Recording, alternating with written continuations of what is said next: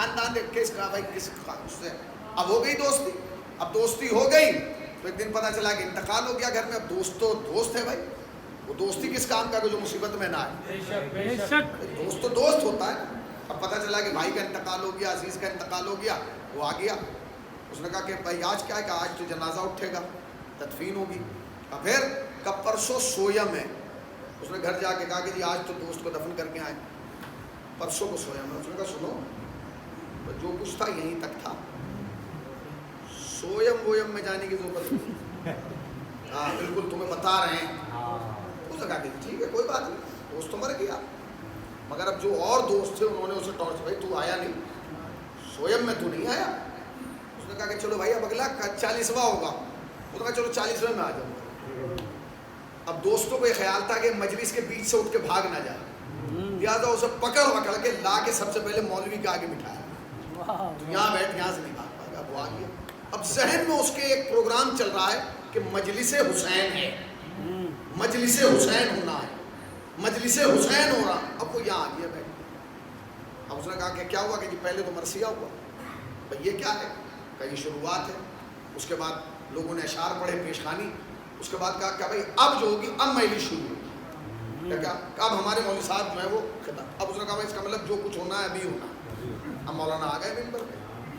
اس نے کہا کہ تو یہ عجیب و غریب مصیبت, ہمارے یہاں مولوی پتلی سی ٹوپی پہن کے آتا ہے, ان کے یہاں اس گرمی میں کہ جہاں ٹوپی برداشت نہیں ہو رہی 7-8 میٹر کپڑا سر پہ لپیٹ کے آ گیا. اس کا مطلب کہ کچھ الگ کرے گا. وہ بیٹھ گیا نیچے سامنے بیٹھ. اس نے کہا کہ شروع کہاں سے ہوگی, اور جتنی دعائیں اسے یاد تھی سب اس نے دم کر لی اپنے تاکہ مجلس کا اثر نہ ہو. ساری دعائیں دم کر لی تاکہ مجلس کا اثر اس پر. مگر جیسے خطیب ممبر پہ بیٹھا اس نے پہلا جملہ کہا بسم اللہ الرحمن الرحیم الحمدللہ رب العالمین. الحمدللہ رب العالمین. جیسے ہی مولوی نے کہا الحمدللہ رب العالمین, اس نے دائیں بائیں دیکھا, نہیں بدل گیا. پھر اس کے بعد تھوڑی دیر بعد پھر اگلا جملہ آیا ابو القاسم محمد, تو پورے مجمع نے صلوات پڑھی. اس نے کہا اس کا مطلب ٹھیک ہے معاملہ. اس کے بعد خطیب نے کہا اما بعد, اور قرآن کی ایک آیت پڑھی. اس نے کہا کہ کیا عجیب ہے. پھر معاملہ اردو میں شروع ہو گیا. اس نے ایک حدیث سنائی کہ رسول اللہ نے یہ فرمایا, نماز یہ ہے, روزہ یہ ہے, احترام والدین یہ ہے, عزیزوں کا خیال رکھو, رشتہ داروں کا خیال رکھو, کنبے کا خیال رکھو, احباب کا خیال رکھو, سماج کا خیال رکھو, غریبوں کا خیال رکھو. آخر میں جا کے بالکل آخر میں امام حسین کا نام ہے. جب مجلس تمام ہو گئی تو اس نے باہر نکل کے کہا کہ تم شیعہ سب کو بیوقوف بنا رہے ہو. ہم تو کبھی کسی کو نہیں بناتے. کب تم مجلس کو تو لکھتے ہو بڑا بڑا کہ مجلس امام حسین, اور امام حسین کا تذکرہ سب سے لاسٹ میں ہو رہا ہے. پہلے تمہارا مولوی بیٹھ کے کہہ رہا ہے کہ تمام تعریفیں مصلی کے لیے, مجلس حسین کی ہے, حمد اللہ کی ہو رہی ہے. مجلس حسین کی ہے, حمد اللہ کی ہو رہی ہے. اس کے بعد کہہ رہے ہیں ابو القاسم محمد, اس کا مطلب یہ ہے کہ نعت رسول بھی ہے اور مجمع صلوات پڑھ رہا ہے. اس کے بعد تم نے قرآن کی ایک آیت پڑھی, اس کا مطلب تمہارا ایمان قرآن پر بھی ہے. پھر حدیث رسول پڑھی, اس کا مطلب رسول کی بات بھی مانتے ہو. اس کے بعد تم نے بتایا ابا کے ساتھ ایسا کرو, سماج کے ساتھ ایسا کرو, معاشرے کے ساتھ ایسا کرو, نماز ایسے پڑھو, روزہ ایسے رکھو, والدین کا احترام ایسا کرو. عزیزوں کا آخر میں جا کے حسین کا تذکرہ ہوا تو حسین کا تو نام سب سے لاسٹ میں آیا. پہلے اللہ, پھر رسول, پھر قرآن, پھر حدیث, پھر ارکان, پھر دین, پھر اصول, پھر فروع. کہ تم نے حسین کا نام تذکرہ. ہم نے کہا ہم یہی تو بتانا چاہتے ہیں, حسین بکھرے تو دین ہے, سمٹے تو حسین ہے.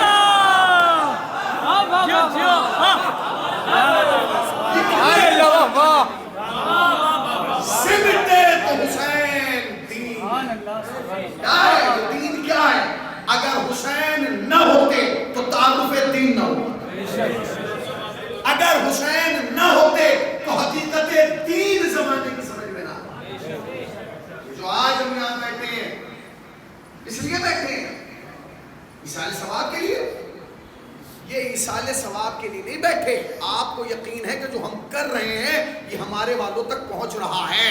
بے شک, کیا بات ہے, جو ہمیں یقین ہے کہ بھئی جو ہم کر رہے ہیں وہ جس کے لیے کر رہے ہیں اس تک پہنچ پہنچ رہا ہے، ورنہ اگر نہ پہنچتا تو یہ مجلسیں رک جاتی.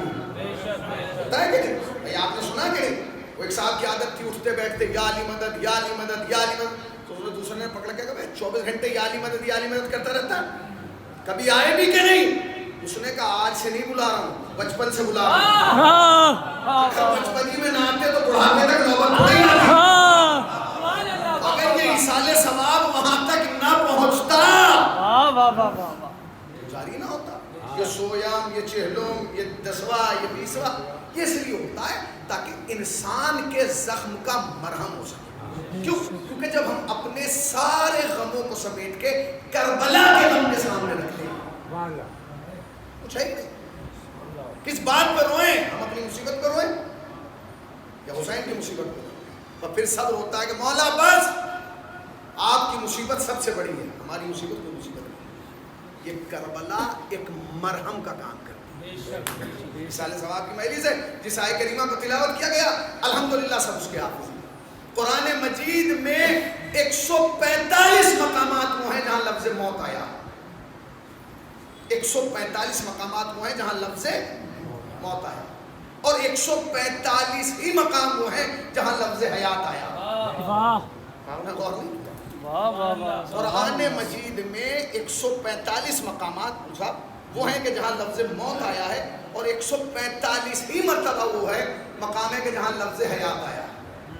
اب جو علم العادات کے ماہر وہ جانتے ہیں، مثلا پورے قرآن میں اگر آپ پڑھیں گے تو لفظ محمد 4 مرتبہ آیا، اور لفظ علی بھی 4 بار آیا. اچھا یہ ملا کے لفظ کیوں رکھے جا رہے ہیں؟ کہ جتنی مرتبہ موت اتنی مرتبہ حیات، جتنی مرتبہ محمد اتنی مرتبہ علی، تاکہ ہر دور کے وسیم رضوی کا منہ بند ہو جائے. تیرے باپ کے گھر سے نہیں آیا ہے، اللہ کے گھر سے آیا ہے.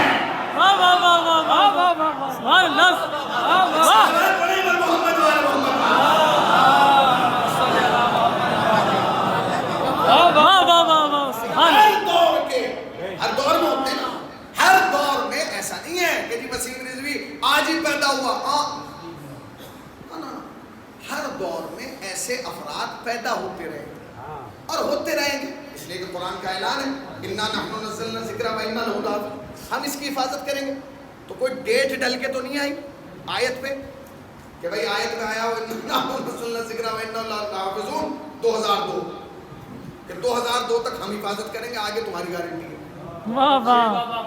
2015 تک ہم حفاظت کریں گے، پھر تمہاری ذمہ داری. 2020 تک نہیں. اللہ نے کہا اس کو نازل بھی ہم نے کیا ہے، حفاظت بھی ہم کریں گے. تب تک حفاظت کریں گے جب تک قیامت نہ آ جائے. اس کا مطلب حفاظت کی ذمہ داری کس کی ہے؟ اللہ کی. اللہ کی ہے.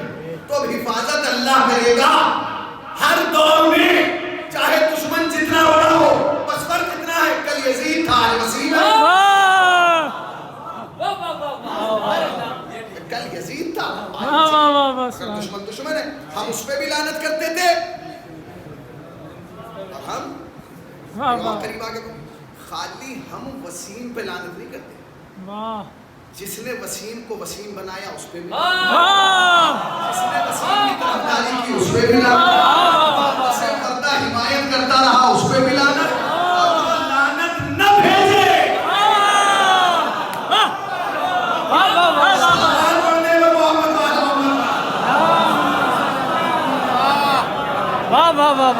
سبحان اللہ سبحان اللہ. لعنت کرنے کا تو حق ہے نا، ہے کہ نہیں؟ اب یہ بہت بڑا مارچ چلا رہا ہے، وسیم کا بائیکاٹ کرنا چاہیے شیعہ قوم میں. تو کیسے کریں گے بائیکاٹ؟ بائیکاٹ کا طریقہ کیا ہے؟ بائیکاٹ کا طریقہ ولیموں میں نہ جائیں، شادیوں میں نہ جائیں، اسے پارٹیوں میں نہ. یہ تمہارا نظریہ ہے کہ تمہارے یہاں بائیکاٹ ایسا ہوتا ہے کہ ہم ولیمے میں نہیں جائیں گے، عقیقے میں نہیں جائیں گے. شیعہ قوم کے 2 طریقے ہیں بائیکاٹ کے.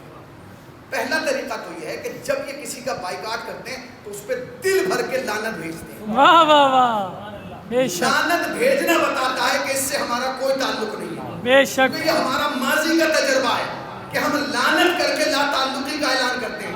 جیسے مثلاً یہ ہے کہ تم نے برسوں سے ایک نعرہ لگایا تھا، حسین کو انہوں نے ہی مارا یہی روتے ہیں، انہوں نے ہی مارا یہی روتے ہیں، انہوں نے ہی مارا یہی روتے ہیں، یہی قاتل ہیں یہی روتے ہیں. ہم نے کہا اچھا ہم قاتل ہیں، تو ہم نے اتنی لعنت قاتل حسین پہ کی اور لعنت کر کے چہرہ دیکھنا شروع کر دیا۔ ادھر کس کا رہا ہے؟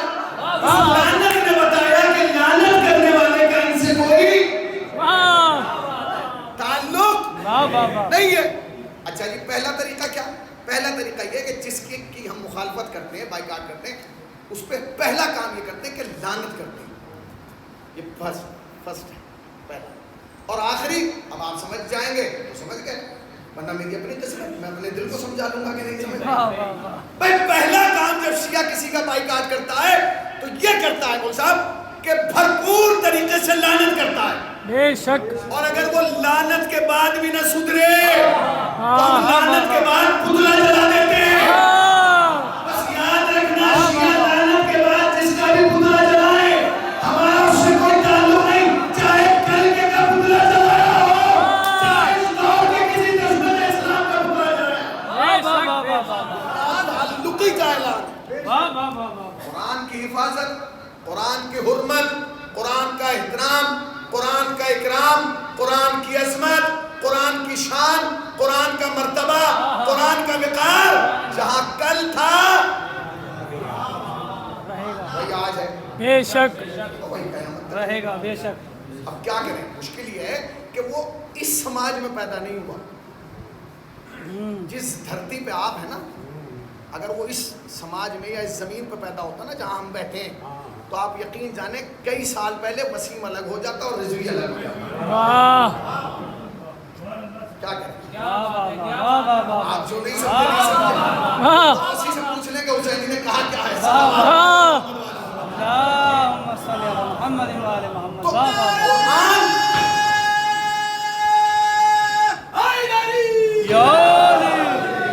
تو قرآن نے جتنی مرتبہ لفظ موت رکھا اتنی مرتبہ لفظ حیات رکھا۔ اس کا مطلب کیا ہے؟ قرآن بتانا چاہتا ہے کہ جب تم مجھے پڑھو تو تمہیں اس بات کا احساس ہو کہ موت کا مالک بھی میں ہوں، بے شک، اور حیات کا مالک بھی میں ہوں۔ اللہ نے اس کائنات میں سب سے پاورفل اگر کوئی چیز بنائی تو وہ انسان بنایا۔ بے شک، کیا بنایا؟ انسان۔ سب سے پاورفل کون ہے؟ سب سے طاقتور اگر کوئی ہے تو وہ کون ہے؟ انسان ہے۔ آپ کہیں گے نہیں مولانا غلط، ہاتھی زیادہ طاقتور ہے۔ اگر ہاتھی اور انسان کی ٹکر کی جائے تو کون گرے گا؟ انسان، مگر طاقتور پھر بھی انسانی گرنے کے باوجود۔ کیوں؟ کیونکہ ہاتھی ظاہراً تو طاقتور ہے، مگر اگر انسان اپنی طاقت کا استعمال، ایک صلوات پڑھیں پر محمد والے، ایک اور صلوات پڑھنے پر محمد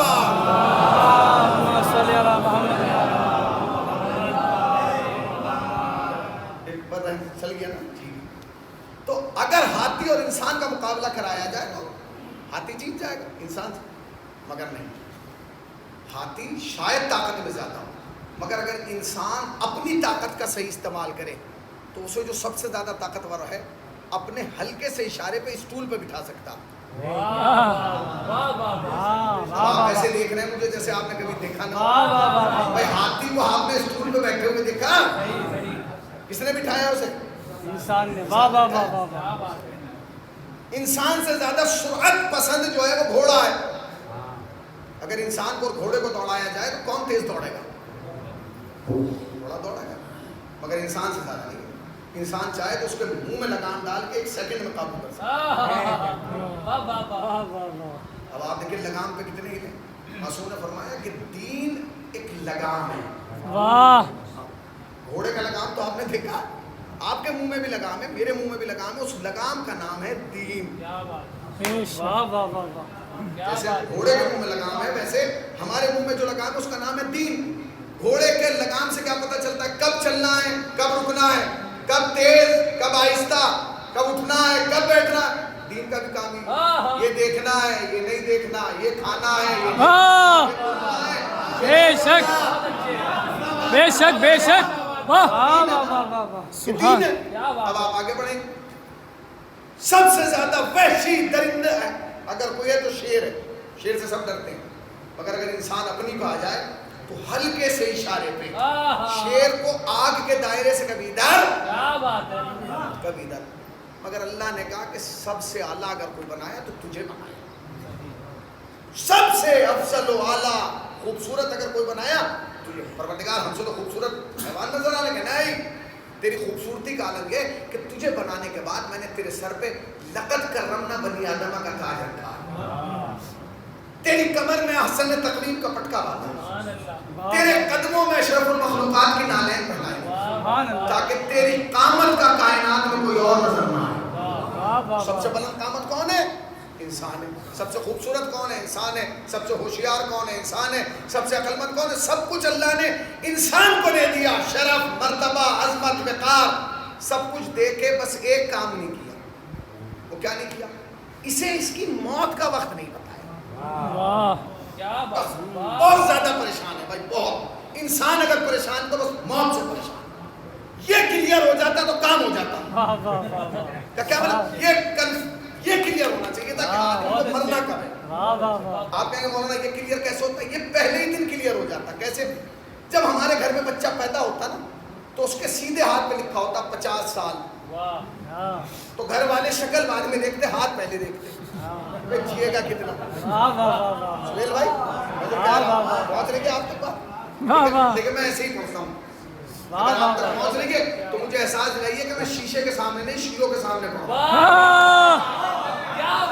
اس لیے کہ شیشہ نہیں بولتا، شیعہ بولتا ہے. صلوات پڑھو محمد والا.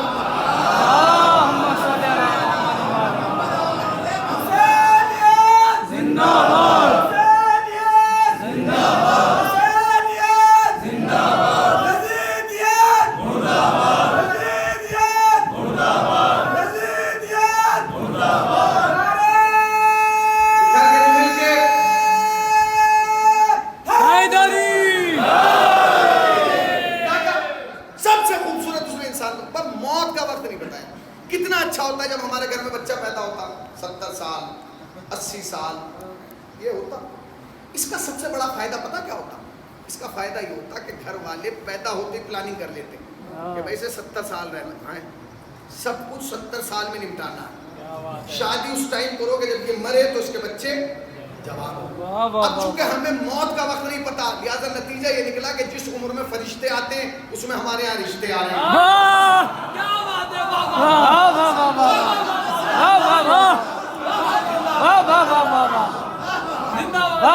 جس عمر میں فرشتے آنے کی عمر ہوتی ہے اس میں ہمارا رشتہ ڈھونڈا جا رہا ہے. پھر کیا ہوتا ہے؟ پھر وہ رشتہ ہوتا ہے، پھر وہ منگنی ہوتی ہے، پھر وہ ہوتا ہے. پتہ چلا کہ ولیمے میں اور 40ویں میں 4 سال کا فرق ہوتا ہے. اگر ہمیں موت کا وقت پتہ چل جاتا تو ساری سیٹنگ مضبوط ہوتی. نہیں ہوا. اب آپ موت کو دیکھیے.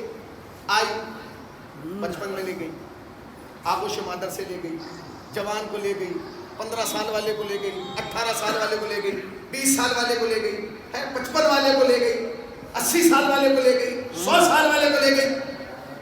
کیا ہو گیا بھائی؟ یہ کیا ہے؟ جس کو 4 ادھر لے جا رہی ہے. پھر کیا ہونا چاہیے تھا؟ اچھا اگر آپ سب کے ڈیٹ نہیں ڈال سکتے تھے تو ایک قانون بنا دیتے کہ جو بھی پیدا ہوا 80 سال سے پہلے نہیں مرے گا. تو ہمیں جتنا ادھر کاٹنا تھا ہم 50 سال تک کاٹ دے، آخر کے 30 سال میں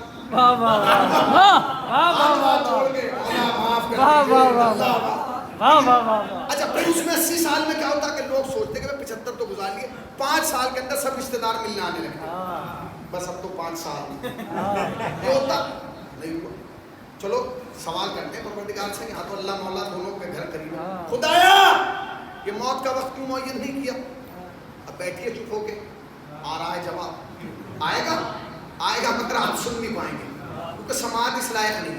کیونکہ ہمارے یہاں مولوی نے پہلے دن سے بچوں کو پڑھایا ہے امام پردے میں ہے، امام پردے میں ہے، امام پردے میں. اب وہ اسے اتنا یقین ہو گیا کہ امام پردے میں ہے، اسے پہلے دن یہ نہیں بتایا گیا کہ تیری آنکھ پہ پردہ ہے.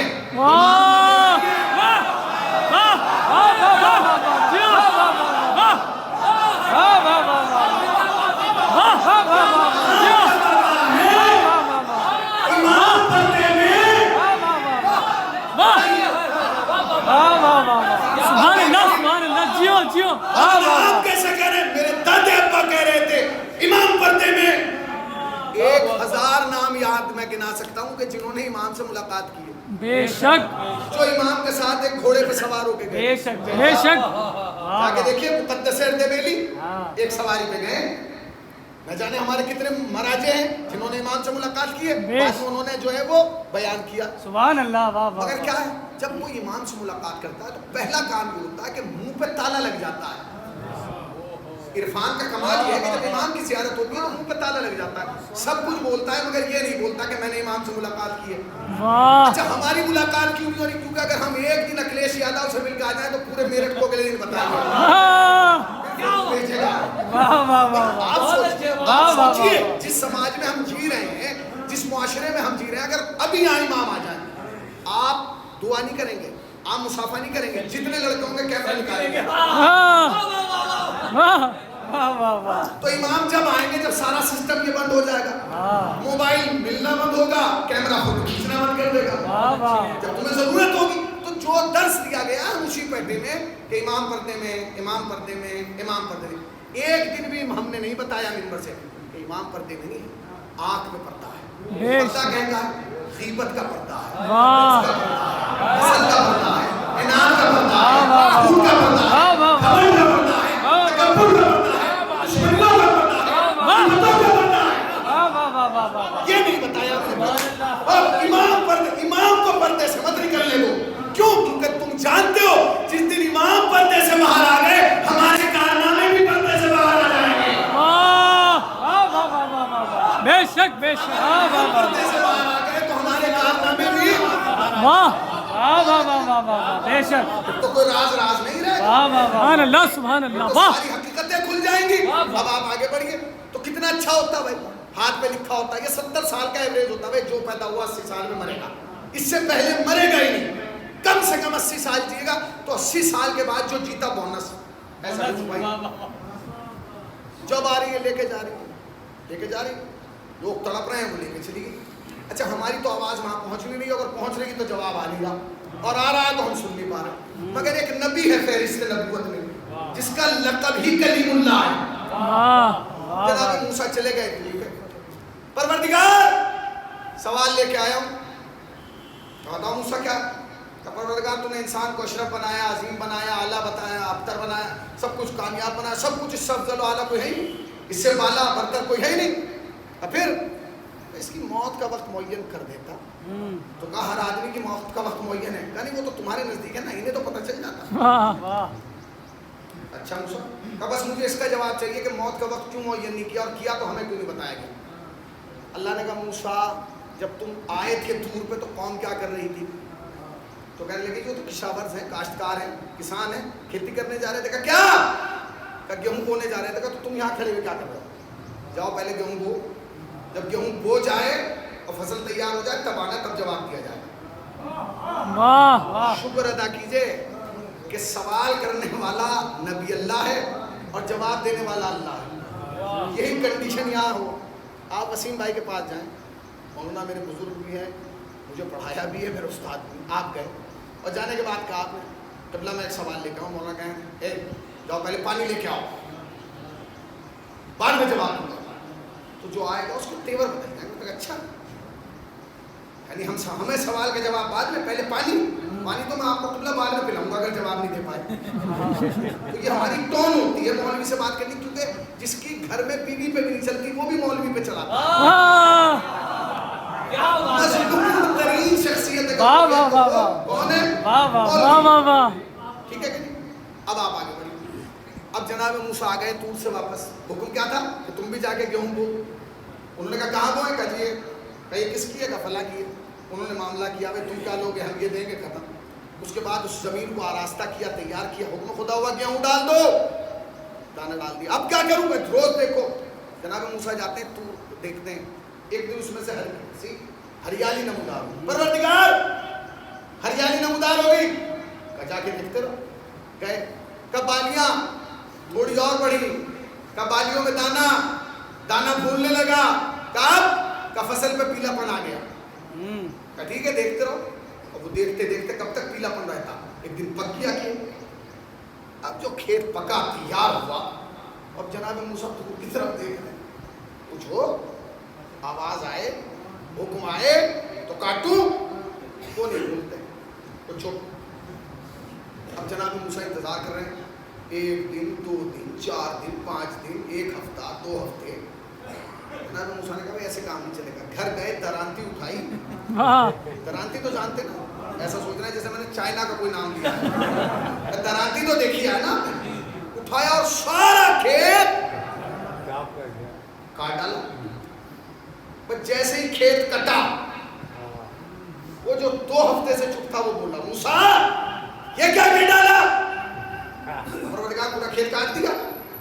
کہا بویا تھا کس کے حکم سے؟ آپ کے۔ کہا تو کاٹا میرے حکم سے کیوں نہیں؟ پروردگار انتظار تو کیا 2 ہفتے، آپ نے کوئی جواب نہیں دیا، میں نے کاٹ دیا۔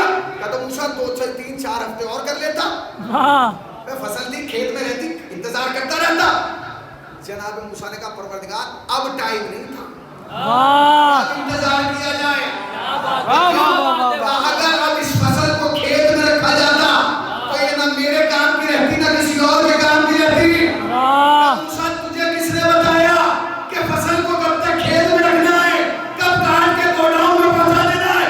کب پروردگار اس میں بتانے کی ضرورت کیا ہے؟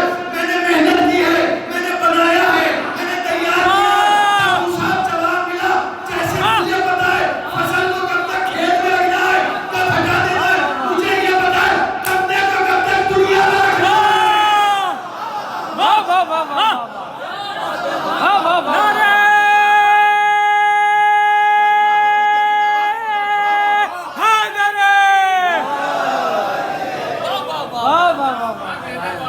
بندے کو کب تک دنیا میں رکھنا ہے، سبحان اللہ سبحان اللہ، واہ واہ واہ، بے میں شک، فصل کا پتہ نا، آم کب تک پیڑ پہ رہنا چاہیے، اب اسے توڑ لو، اب ٹپکے کا یقین نہ کرنا، زیادہ دن لگا رہے گا طوطے کھا جائیں گے، یہ خراب ہو جائے گا، ہوتا ہے کہ نہیں؟ جیسے تمہیں اپنے کھیت کا پتہ ہے اور اپنی فصل کا، اسے اپنی فصل کا پتہ ہے۔ بے شک، واہ واہ واہ واہ واہ، جب اس کی فصل پکتی ہے تبھی وہ بلاتا ہے۔ واہ واہ واہ واہ، پکنے سے مراد کیا؟ جب لوگوں کی ضرورتیں اس سے وابستہ ہو جاتی ہیں، جب لوگوں کی امیدیں اس سے وابستہ ہو جاتی ہیں، جب لوگوں کے دلوں میں وہ گھر بنا لیتا ہے، جب لوگوں کی محبتوں کا مرکز بن جاتا ہے، جب لوگوں کی خواہشوں اور آرزوؤں کا مرکز بن جاتا ہے، پروردگار کہتا ہے اب واپس آ جا، اب تو پک چکا ہے، اب تو تیار ہو گیا، اب تیرے جنازے پر رونے والے لوگ جمع ہو گئے، اب وہ ہیں جو تجھے یاد کریں گے، برسوں بلا لیا جاتا ہے، موت کا کوئی وقت معین۔ اچھا چل، پروردگار کا قانون ہے، اس کی مرضی ہے، جب چاہے بلا لے، اس لیے کہ زندگی اس کی امانت ہے۔ مگر ایک کام تو خدا کر سکتا تھا، وہ سب سے آسان تھا، ہمیں یہ نہ بتاتا کہ ہمیں کب مرنا ہے، 70 سال میں 80 سال میں 85، ایک کام کر دیتا ہے، وہ کام یہ کرتا کہ جس گھر میں موت ہونا ہوتی 10 دن پہلے ملک الموت آ کے بتا دیتا، گھر کے مکھیا کو، مین آدمی کو، ابا کو، دادا کو کہ 1 ہفتے کے بعد اس کا نمبر ہے۔ ہو سکتا تھا، ہو سکتا تھا کہ نہیں؟ بتائیے بھائی، ہو سکتا تھا کہ نہیں؟ ہو سکتا تھا کہ نہیں؟ میں آپ سے، یہ جو آپ کی چپی ہے نا ایسے بیٹھنا مجلس میں، یہ غلط ہے، کیونکہ جب سے تم نے وہاں بیٹھ کے چپ رہنا شروع کیا ہے، یہاں سے لوگوں نے بکواس کرنا شروع کیا، کیونکہ آپ صحیح میں بھی چپے اور غلط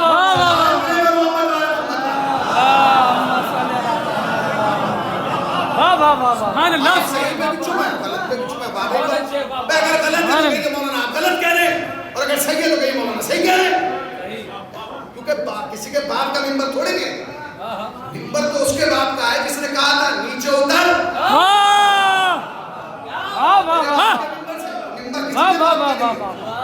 ممبر اس کا ہے کہ جو حق بیان کرے، بے شک بے شک، تو ہو جاتا کتنا اچھا ہوتا، 10 دن پہلے پتا چل جاتا، وہ چودھری گھر کا بڑا مکھیا گھر والوں کو بلا کہتا کہ بھائی اب اس سے مل لو، 10 دن کا رہ گیا، کل میرے پاس آیا، ہوتا ایسا نہیں ہوا۔ اچھا، ہم اگر چاہیں تو بھی نہیں کرا سکتے، مگر ایک نبی ہے جس نے ایسا کرایا، اور جناب یعقوب کا نام سنا آپ نے؟ کون ہے؟ جناب یوسف کے والد، جناب یعقوب بیٹھے، ملک الموت کا گزر ہوا، انہوں نے کہا، اور ملک الموت کو دیکھ کے یوں ہاتھ اٹھا لینا یہ بھی کمال ہے بھائی، کیا بات ہے، تو آدمی اپنے اٹھنے کا تصور کرتا ہے، انہوں نے ہاتھ اٹھایا کہ کیا بات ہے، ملک الموت کا وہ تو میں جانتا ہوں، اب ہوتا ہے ہمارے یہاں بھی کہ جب آدمی قریب آ جاتا ہے ایک دوسرے کے تو چلتے پھرتے کوئی میرے لائق کام ہو بتائیے، کوئی خدمت، فارسی میں بھی کہتے ہیں بخدمت شما ہستم، آپ کی خدمت ہو. ملک الموت نے چلتے ہوئے جنایا بھائی آپ پوچھو حضور کوئی خدمت کوئی میرے لائق کام ہو؟ تو انہوں نے کہا ہاں ایک کام ہے. کہا کیا؟ کہا ایک کام ہے، وہ کام تو ہی کر سکتا ہے. کہا جب میرا ٹائم پورا ہو جائے تو مجھے لینے آئے نا، آنے سے 10 دن پہلے بتا دینا کہ میں آنے والا ہوں، واہ تاکہ میں یہاں ساری سیٹنگ کروں. واہ واہ واہ واہ واہ واہ. کیا کرے؟ نبی اللہ ہے، اللہ کا نبی ہے، کہہ رہا ہے 10 دن پہلے. اس نے کہا جی معافی کے ساتھ ایک بات کہوں، مصروفیت زیادہ ہوتی ہے، بہت زیادہ بیزی رہتا ہوں میں. تو کہا جی میں تو نہیں آ پاؤں گا، مگر میں اپنے نمائندے بھیج دوں گا، وہ نمائندے آئیں گے آپ کو بتا دیں گے کہ میں آنے والا ہوں. انہوں نے کہا ٹھیک ہے کوئی بات نہیں. چلا گیا، وعدہ ہو گیا. ایک طرف نبی اللہ، ایک طرف ملک الموت، وہ بھی نمائندہ الہی، یہ بھی نمائندہ الہی، وہ بھی منصوص من اللہ، یہ بھی منصوص من اللہ، وہ بھی کار خدا کرنے والا، یہ بھی کار خدا کرنے والا، وہ بھی حکم خدا ماننے والا، یہ بھی حکم خدا ماننے والا. اب جناب یعقوب کی زندگی دیکھیے کتنی لمبی ہے.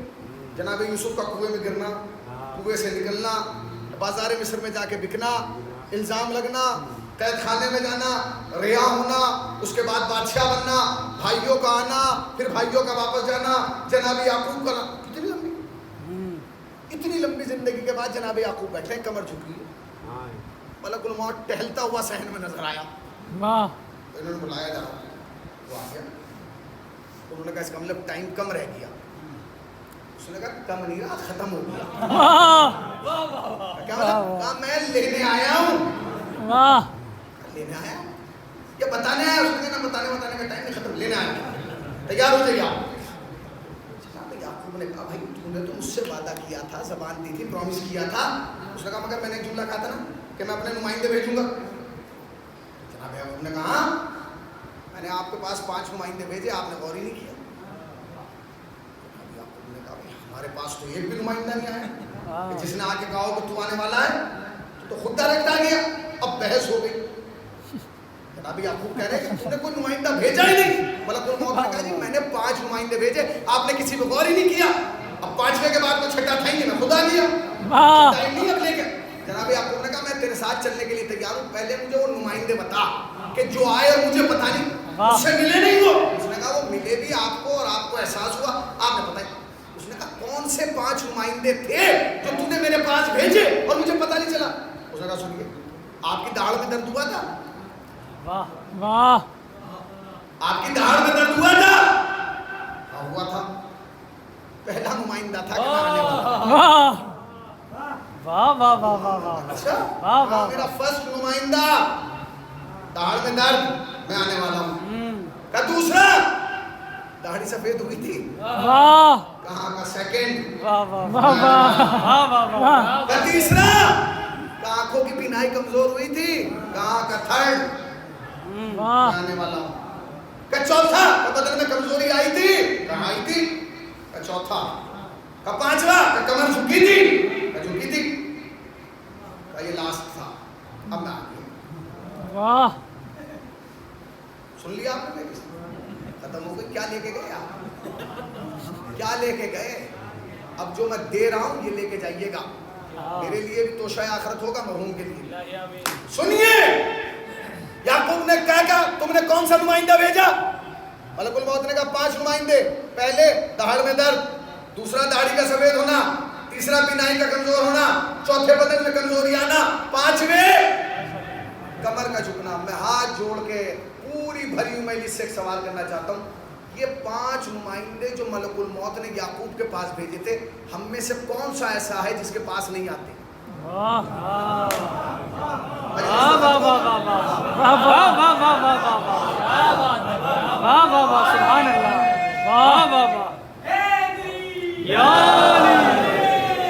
بھائی مجلس تو ختم ہو گئی نا، کیا دیا آپ نے؟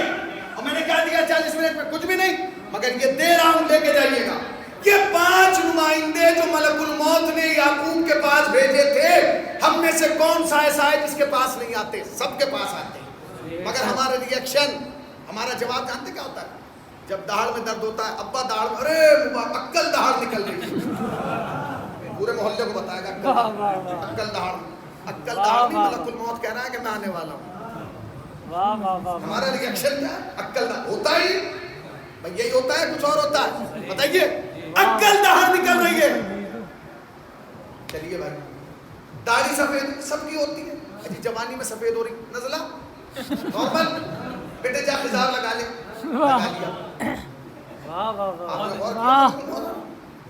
آنکھوں کی بینائی کم تو سب کی ہوتی ہے، پڑھنے سے ہو جاتی ہے، موبائل کا زیادہ یوز، کمپیوٹر پہ بیٹھنا ہے، اسکرین پہ ورک فور ہوم، یہ کئی اسی سے ہو رہی ہے. کیا چشمہ لگا لو. آپ نے ہر چیز کا جواب ڈھونڈ لیا. بدن میں کمزوری ہوئی، چلو جی ڈاکٹر صاحب کے پاس، بوتل چڑھا دے گا، انجیکشن لگا دے گا، معجون دے دے گا. کمر جھکنے لگی، سب کی جھکتی ہے ایسا دے. یہ 5 علامتیں نہیں ہیں، یہ 5 دخل الباب ہے کہ میں آنے والا ہوں. اور جب چھٹے نمبر پہ وہ آ کے لے جاتا ہے تو پھر سماج کا یہ حال ہوتا ہے جو ہم بیٹھے ہیں. بھائی بہت غضب ہو، بہت غضب ہو. میں جوان بن گیا، چھوٹے چھوٹے بچے تھے. پھر وہ جملے کلمات زبان پہ آتے ہیں جو کفر ہیں. علماء بیٹھے ہیں سب یہ کہنا کہ ظلم ہو گیا کفر ہے. بے شک. اب جو میں کہنے جا رہا ہوں پوری مجلس بھول جائیے گا، اس جملے کو یاد رکھیے گا. خدا آپ کو صبر دے، اس جملے کو یاد رکھیے گا. جس کے عزیزوں رشتہ داروں میں انتقال ہوا ہے، جوانوں کا، بوڑھوں کا، بچوں کا، اس جملے کو سنیں اور یاد رکھیے گا. دنیا شیعت کا اس صدی کا سب سے بڑا عارف حضرت آیت اللہ پیچر عرفان کی اس منزل پر فائز تھے جس کا اندازہ نہیں لگایا جا سکتا. بے شک بے شک. یہاں زور کی نماز 12:30 بجے ہوتی ہے تو لوگ جو بہت بڑا پکا نمازی ہوتا ہے نا مومن، وہ 12 بجے آتا ہے. بہجت صاحب کے پیچھے نماز پڑھنے کے لیے لوگ 3 گھنٹے پہلے آگے بیٹھ جاتے ہیں اس مسجد میں کہ بہجت صاحب سے مصافحہ ہو جائے. دیکھ لیں ایسی شخصیت. ایک جوان آیا، آگا بیٹھے ہوئے، رونے لگا. کیوں رو رہا ہے بھائی؟ کیوں گریا کر رہا؟ اس نے کہا کل میرے باپ کا انتقال ہوا، میں آپ کے پاس اس لیے آیا ہوں، یہ بتائیے کہ میں کیا کروں ان کے لیے. اب اگر ہمارے جیسے مولویوں سے سوال ہوتا اور صاحب جیسے تو ہمارا جواب ہوتا نماز پڑھو، ایصال ثواب کرو، ان کے واجب یہی ہوتا ہے نا، واجبات ادا کرو. نارمل یہ جواب ہوتا ہے. قرآن پڑھو، دعا کرو، ذکر کرو، ان کے لیے ایصال ثواب کرو. آیت اللہ بہجت کا جواب. کب ہوا تیرے باپ کا انتقال؟ کل. کتنی عمر ہے تمہاری؟ اس نے کہا جی 30 سال ہے. کہا پہلے جا کے 2 رکعت نماز شکرانہ پڑھ کے تیرا باپ مر گیا. یہ لیے کہنے والا کون ہے؟ یہی جملہ اگر میں یا کوئی اور مولوی کہتے تو گریبان پکڑ لیں گے کہ ہمارا باپ مر گیا، دنیا اجڑ گئی، تو نماز پڑھوا رہا. ریئیکشن تو دیکھیے. اگر بہجت صاحب کا لیول دیکھیے اس کے بعد اب نہ وہ کہہ رہا کہ نہ کر پا رہا ہے، نہ کہ جاؤ وہ گیا، اس نے جا کے نماز پڑھ لی. نماز کے بعد آ گئی کہ آپ جا کے جو کرنا ہے کر اپنے باپ کے لیے.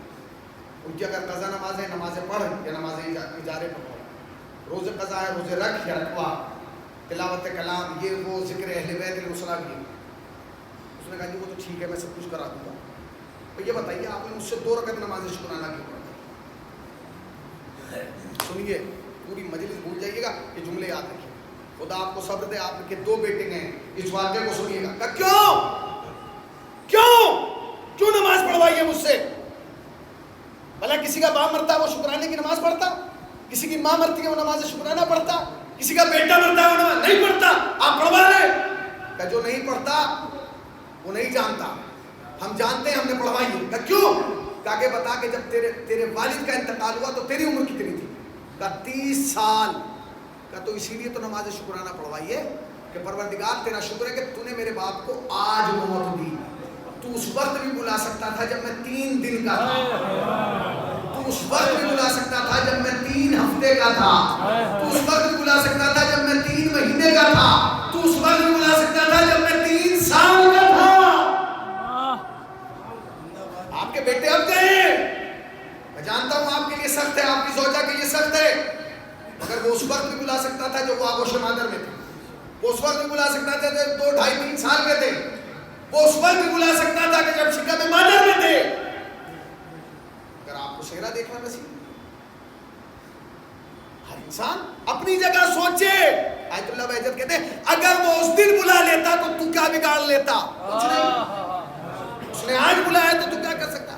شکر اس بات کا ادا کیا کرو کہ اس اللہ نے موقع دیا کہ تم 30 سال اپنے والد کے ساتھ رہے, تم 25 سال اپنی والدہ کے ساتھ رہے, تم 10 سال اپنے بیٹے کے ساتھ رہے, تم 20 سال اپنے بیٹے کے ساتھ رہے, تم 10 سال اپنے بھائی کے ساتھ رہے.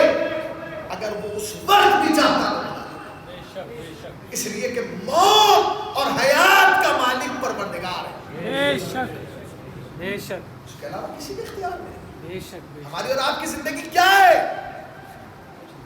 پہلے لوگوں کو کینسر ہوتا تھا تو پورے عزیزوں میں بھول ہو جاتا تھا, بھائی کینسر ہے, کتنا وقت ہے؟ ڈاکٹر نے کہا 2.5 یا 3 مہینے 4 مہینے. پھر ایک نیا کام چلا, کڈنی فیل ہو گئی, ڈاکٹر صاحب کتنا ٹائم لگا؟ 2.5 یا 3 مہینے. کورونا نے تو ایوریج ہی ختم کر دیا. کتنا سنتا. کیا آپ نے سوچا تھا کہ ایک ایسا زمانہ آئے گا کہ جس میں ہم بیٹھے؟ ہمیں تو افتخار تھا نا, ہمارا خاندان اتنا بڑا ہے, کتنے کاندھے ہوں گے جنازے میں. میں نے ایسے بھی دیکھے اپنی آنکھوں سے ابھی کہ پورا خاندان موجود ہے اور جنازہ ٹرالی پر رکھ کے جا رہا ہے. کوئی ہاتھ لگانے کے لیے تیار ہے. گھر میں 10 کربلا کے کفن رکھے مگر کوئی غسل و کفن دینے کے لیے. کیوں؟ کیونکہ یہ ایک دور ہے, جس دور سے تمہیں دکھایا جا رہا ہے قریب کا کچھ نہیں ہے. یہ جو تم ذہنوں میں اپنے پلاؤ بنائے ہو, ایک خیال بنائے ہو, ایک کائنات آباد کی ہو, اس کی کوئی حقیقت نہیں. بے شک ایک ہچکی آئی اور زندگی قبر میں ادھر چلی. بے شک کسی کو نہیں.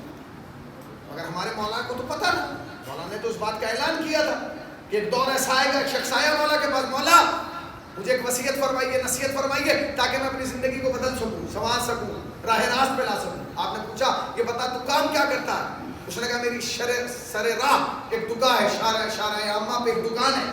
امام نے فرمایا تم نے اپنی دکان کے سامنے سے کیا کیا گزرتے دیکھا؟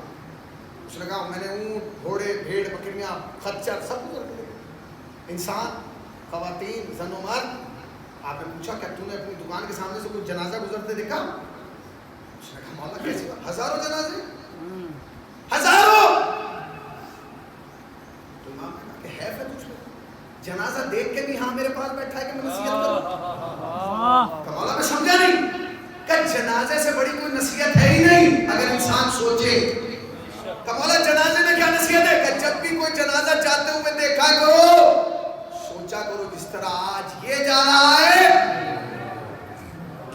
کل. اب اگلا جملہ سنیے گا اور میں اس تمام ہو رہی جملے پر. جس طرح آج یہ جا رہا ہے کل. اب اس کرونا وبا کو دیکھیے امام نے کیسے ظاہر کیا اور فرمایا سنو, سوچا کرو جس طرح آج یہ جا رہا ہے کل ہمیں بھی جانا ہے. اسے 4 کاندھے مل گئے, ہمیں کیا پتا کاندھے ملے.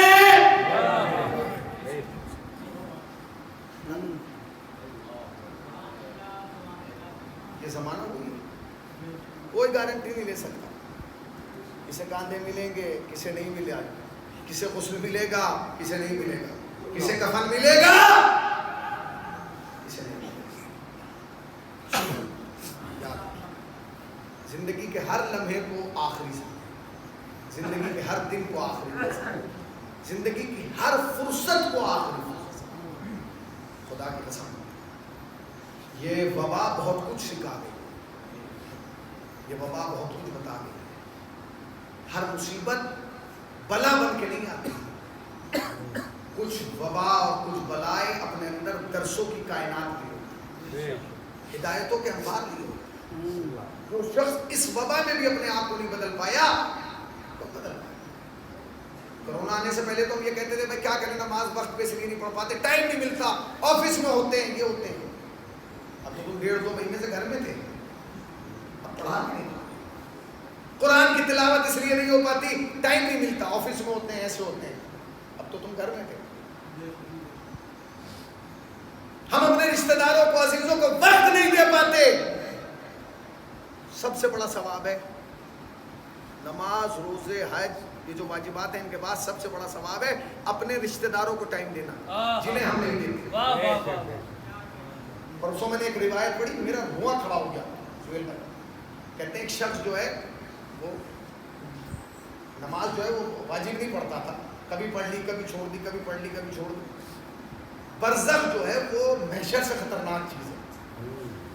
وہ مر گیا, اب وہ مرا تو اسی خوف میں مرا کہ میرا کیا ہوگا, میری تو نمازیں قضا ہیں, میرے تو اعمال قضا آئیں گے. جیسے قبر میں گیا تو اس نے کہا کہ قبر میں جو ہے وہ ایک کونے میں ایک نور کھڑا ہوا. یہ کون ہے؟ سوال و جواب, کرسی لگنا امام کی, سوالات ہونے, جوابات ہونے, زندگی شروع ہو گئی قبر کے ادھر کی. پوری برزخ میں جہاں جہاں جہاں جہاں وہ گیا وہ نور ساتھ ساتھ رہا. جب بھی اس پہ ہیبت طاری ہو جاتی تھی نور میں اضافہ ہو جاتا تھا, اپنے حصار میں لیتا. یہ کرتے کرتے وہ جنت تک پہنچ گیا. جب جنت میں داخل ہونے لگا تو اس نے کہا تم بھی چلو. میں نہیں جاتا, میری ڈیوٹی یہیں تک تھی. تو کہا تم کون ہو جو قبر سے لے کے یہاں تک تم نے میری مدد کی ہر جگہ ہر مشکل وقت میں. اس نے کہا میں وہ وقت ہوں جو تم نے اپنے رشتہ داروں کے ساتھ. سبحان اللہ سبحان اللہ. وہ وقت جو تم نے اپنے عزیزوں کے ساتھ, رشتہ داروں کے ساتھ, ہمسائے کے ساتھ, بھائی کے ساتھ, عزیز کے ساتھ گزارا, وہ وقت جو ہے یہ ایک نور کی شکل میں اس دنیا میں تمہیں ملے گا. اس لیے کہ اپنے کیا ہوتے ہیں اور اپنے نہ ہونے کا درد کیا ہوتا ہے, کوئی حسین سے پوچھے. کیا غم تھا حسین کربلا میں؟ اگر آپ دیکھیں تو کیا غم تھا. علی اکبر کی جوانی کا سر, عباس کے گڈوں کے بازو کا سر, قاسم کے پامال لاشے کا سر.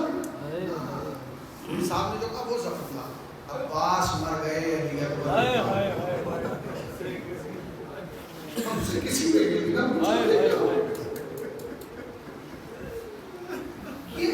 درد ہے حسین کا. ہم سے کسی نے یہ بھی نہ پوچھا کہ کیا ہوا. کتنے حادثے ہو گئے میرٹھ میں, کتنے لوگ چلے گئے مظفر نگر میں, سہارنپور میں, کیسے کیسے حادثے. ایک گھر سے 2 جنازے نکلے, پوری دنیا میں ہنگامہ ہو گیا جوانوں کے ساتھ. تم نے سوچا کہ تم سے اتنی تعداد میں ہو کے جنازے اٹھائے نہیں جا رہے, برداشت نہیں. حسین نے ایک دن میں 71 اٹھائے.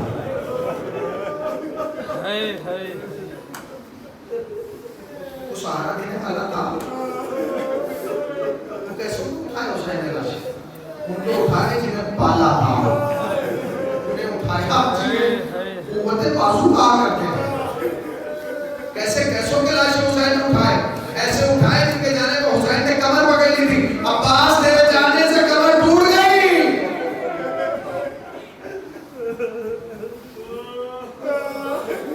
مثال سوال. ہاں میں آیا, میرے بھائی کلام پڑھ رہے تھے باپ کے عنوان سے, ہے نا. باپ کچھ چیزیں سماج میں رائج کر دی جاتی ہیں, اسی میں ایک چیز جو رائج کی گئی نا وہ ایک چیز ہے بس, ماں کی مامتا. ماں کی مامتا, ماں کی مامتا, ماں کی مامتا, ماں کی مامتا, اس کو رائج کیا گیا. اتنا ہر پاسوان کہتے ہیں کہ ماں کی مامتا. اب جب ماں کی مامتا اتنی بڑھ گئی کہ لوگوں نے باپ کی محبت کو نظر انداز کرنا شروع کر دیا. بس ماں اور باپ میں فرق یہ ہے کہ ماں تو اپنے زخم دکھا دیتی ہے, باپ اپنے درد کا احساس ہوگا نہیں ہوتا دیتا, کیونکہ وہ جانتا ہے کہ اگر میں نے احساس کرا دیا تو خانوادے کا کیا ہوگا. ورنہ درد تو باپ کے دل میں جتنا ہوتا ہے اتنا کسی کے دل میں نہیں ہوتا. ماں تو بیٹے کو کلیجے سے لگا لیتی ہے, مگر باپ ہر رات اس فکر میں پریشان رہتا ہے میرے بچے کا مستقبل کیا ہوگا. اگر میں آج مر گیا تو کل میرے گھر کا کیا ہوگا, اگر مجھے آج کچھ ہو گیا تو کل میری بیٹے کا کیا ہوگا. باپ ہے جو اپنے اندر جذبات اور احساسات کی کائنات کو لے کے تب ہو جائے اسے باپ کہتے ہیں. اسے باپ کہتے ہیں. باپ تاریخ نے یہ تو بتا دیا کہ سیدہ کا جنازہ حسین نے کیسے رخصت کیا. کیسے رخصت کیا سب جانتے ہیں نا کہ اماں جب تک آپ نہ بلائیں گے حسین نہ جائے گا. بندے کفن ٹوٹے تو ہاتھ بلند ہوئے, آجا میرے لال آجا. حسین نے ماں کو رخصت کر دیا, مگر کسی نے یہ نہ بتایا کہ زینب نے علی کو کیسے رخصت کیا. اے بابا وعدہ کرو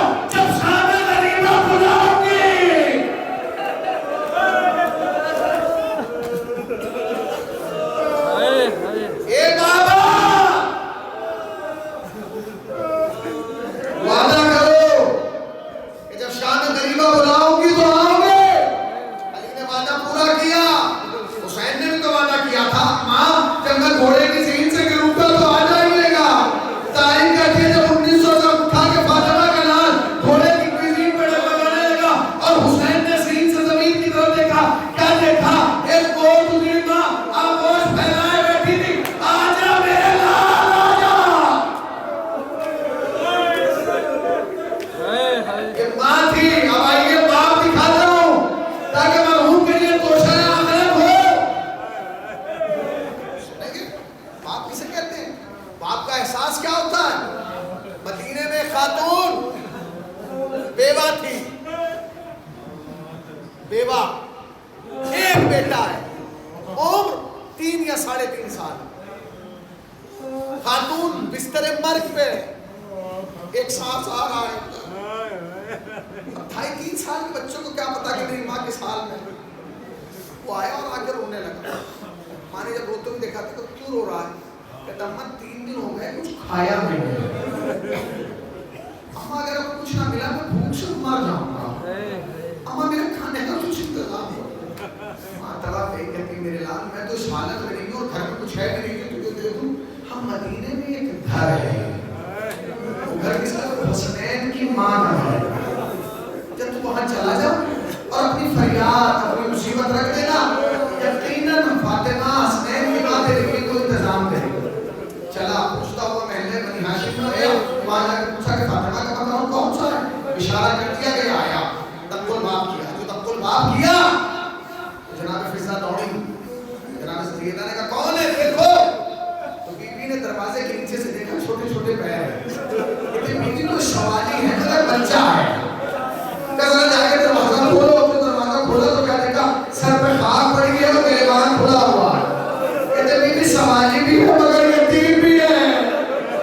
جناب سیدہ نے کہا بلاؤ اسے بلاؤ، گھر میں بلایا گیا، اس بچے سے پوچھا کہ تو کون ہے کہاں رہتا ہے؟ کہ میں مدینے کے فلاں کونے میں رہتا ہوں، کیوں آیا؟ کہ میری ماں بہت بیمار ہے، 3 دن سے میں نے کچھ کھایا نہیں ہے، آج مجھ سے بھوک برداشت نہیں ہوں۔ میں نے ماں سے کہا اماں مجھے بھوک لگ رہی ہے، میری ماں نے کہا فاطمہ کے گھر چلا جا۔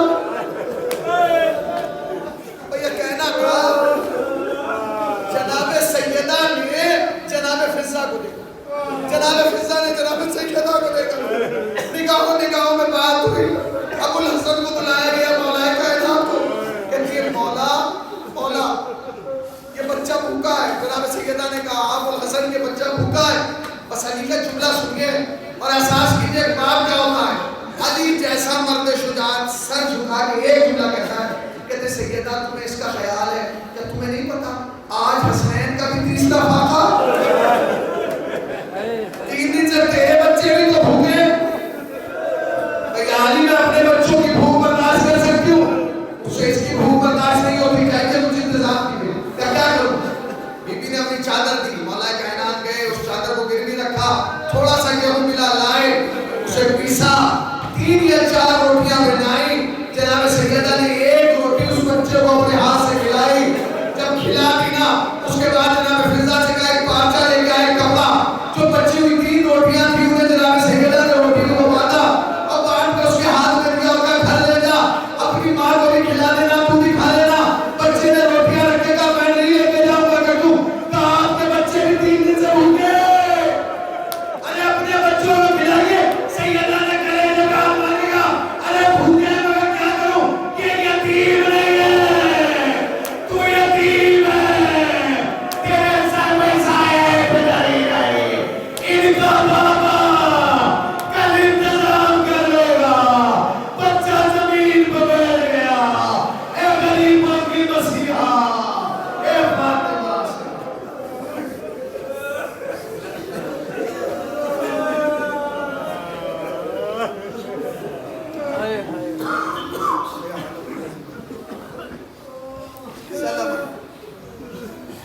ایامن طلبین طلبین اور بدگارہ ہماری مختصر دلیل سی بات پوری فرما، سبب نجات توشہ آخرت کا خدایا خدایا خدایا اس مرحوم کے سال ثواب کے لیے میری سزا رکھا، اشار عقاب تنہائی عقاب خلبت عقاب سے محفوظ ہو، درجات کو بلند سے بلند فرما، جوار اہل بیت کی جگہ عنایت، جوار معصومین میں جگہ عنایت، خدای جتنے بیٹھے ہیں سب کو سال کے اندر زیارت کربلا مولا سے مشرف، پھر اللہ جو ایک بار جا چکا سو 2 بار بنا، 2 بار جا چکا سو بار بار، آنکھ بند نہ ہو جب تک روزہ حسین کا دیدار۔ اے میرے اللہ یہ جتنے بیٹھے ہیں انہیں مانگنے کا طریقہ نہیں جانتا، تجھے عطا کا سلیقہ آتا، ان کی تمام نیک دلی حاجات کو پورا فرما میرے اللہ، علماء حق کا سایہ سروں میں برقرار، نظام مرجیت کی حفاظت فرما، خدایا پرچم اسلام کو سربلندی عطا فرما، علماء حقہ کا سایہ سر کو برقرار رکھنا۔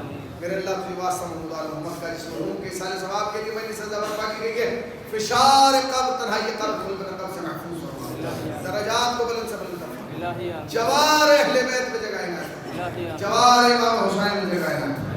میرے اللہ ہمارے گناہوں کو معاف کر، گناہوں کو معاف کر، گناہوں کو معاف کر، گناہوں کو معاف کر، گناہوں کو معاف کر، ہماری عاقبت بخیر کر دے، عاقبت بخیر کر دے، عاقبت بخیر کر دے، عاقبت بخیر کر دے۔ اس ذکر کو ہماری نسلوں میں منتقل، میرے اللہ جب تک زندہ رہیں ذکر حسین کرتے رہیں، ذکر حسین سنتے رہیں۔ میرے اللہ جو واسطہ محمد آل محمد کا ہمارے وارث کے ظہور عطا فرما، ہمیں سرکار کے اعمال و انصار میں شمار کر، حضرات ایک مرتبہ سورہ نحل اور 3 مرتبہ سورہ اخلاص کی تلاوت فرما کر